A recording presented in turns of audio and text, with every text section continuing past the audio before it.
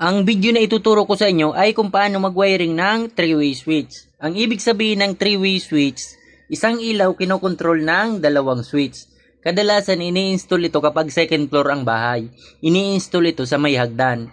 Kapag halimbawa yung ilaw ay nasa taas, ang isang switch naman ay nasa baba at ang isang switch ay nasa taas. Kapag halimbawa aakyat ka, pwede mong i-on at off ang ilaw sa taas.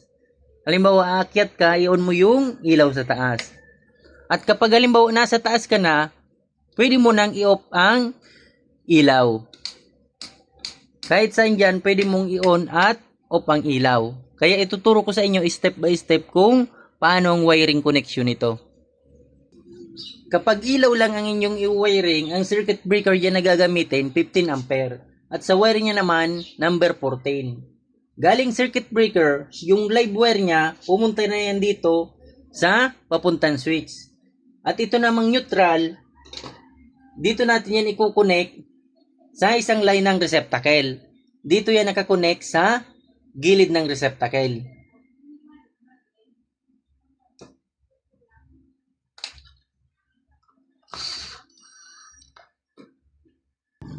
At ito namang live wire niya, yan na yung pumunta sa switch. Ito, dito natin yan i-connect sa may level na 0.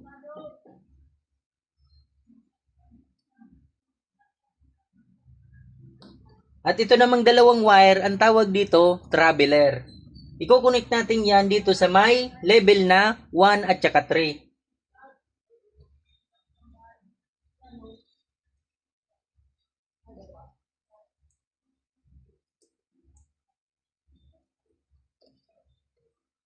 At ang dulo nito, ito na. Ito naman, dito natin yan i-connect sa may level na 1 and 3. Kahit magkabaliktad yan ay okay lang. Halimbawa itong number 1 dito na connect sa number 3 ay okay lang yan. Kahit magkabaliktad.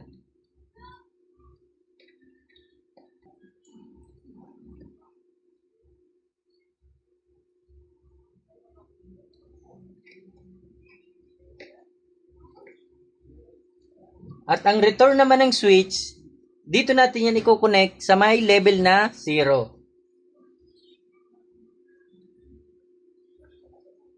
At ang dulo nito ay ito na. Ito naman, dito natin yan i-connect sa isang line ng receptacle. Diyan naman yan nakakonect sa inner part.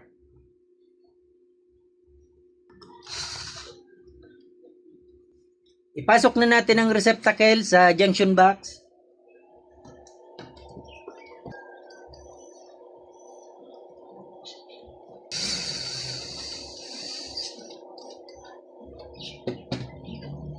Ipasok na rin natin ang switch.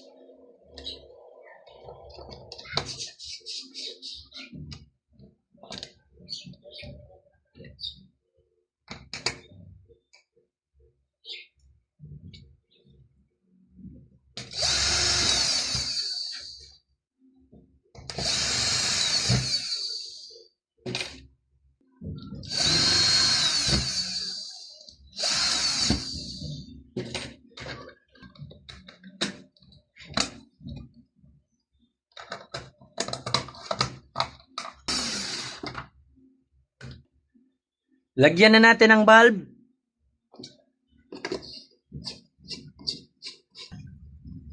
Ngayon, itry na natin. I-on natin ang circuit breaker. Ngayon, itry naman natin ang switch.